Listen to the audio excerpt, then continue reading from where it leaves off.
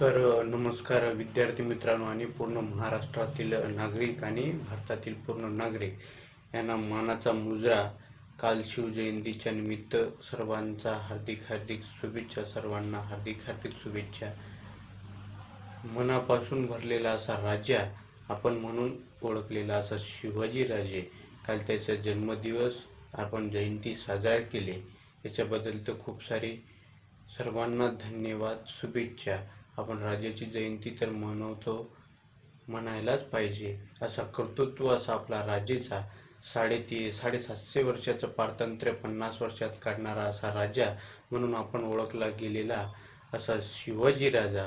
शिवाजी राजाचा इतिहास खोलणारा व्यक्ती म्हणजे महात्मा ज्योतिराव फुले. 1869 मध्ये सर्वात पहिले पोवाडा छत्रपती शिवाजी महाराज याचा पोवाडा लिहिणारा पहिला व्यक्ती म्हणजेच आपण जे ओळखलं जातो तो म्हणजे महात्मा ज्योतिराव फुले. त्याच्यानंतरचा तो सर्वात पहिली जयंती शिवाजी राजेची साजरा करणारा व्यक्ती म्हणजे 1895 मध्ये तर आपला लोकमान्य टिळक, बाळ गंगाधर लोकमान्य टिळक. असे काही कर्तृत्ववान व्यक्ती राजेच्या सर्व काही जी माहिती होती, जी लपलेली माहिती होती, त्याला पुढे आणण्याचं काम केलेलं आहे. जर त्यांनी पुढे नाही आणले असते तर राजाची जेवढी आपल्याला माहिती आज भेटते, राजाची एवढी प्रशंसा आपण करतो, ते आपल्याला माहिती झाली नसती. तर म्हणून ज्या लोकांनी राजाचे जे कर्तृत्वाला बाहेर काढून दाखवले त्या लोकांना आपल्याला आठवण करणं काळाची गरज आहे.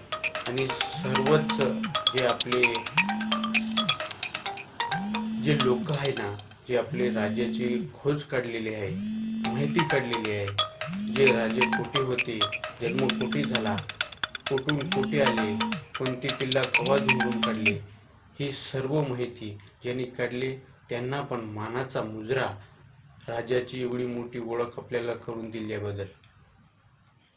तर शिवाजी राजेचं काल जयंतीनिमित्त सर्वांनी जयंती केली, पण काही लोकांनी अशी जयंती केली की शांतपणे केली आणि काही लोकांनी अशी जयंती केली की फक्त दारू पिऊन लोकांजवळून वर्गणी करून राज्याची जयंती केली. बरी गोष्ट आहे, पण राज्याच्या ज्या चरित्र आहे, राज्याच्या जो प्रतिष्ठा आहे, राज्याचे जे बोल आहे, जो राजाचं वचन आहे, त्याला थोडासा आळा बसलेला असं आपल्याला दिसून येते. कारण की राजाने सांगलेले आहे की प्रजासाठी आपण काही करावे, पण जे काल जयंती केले लोक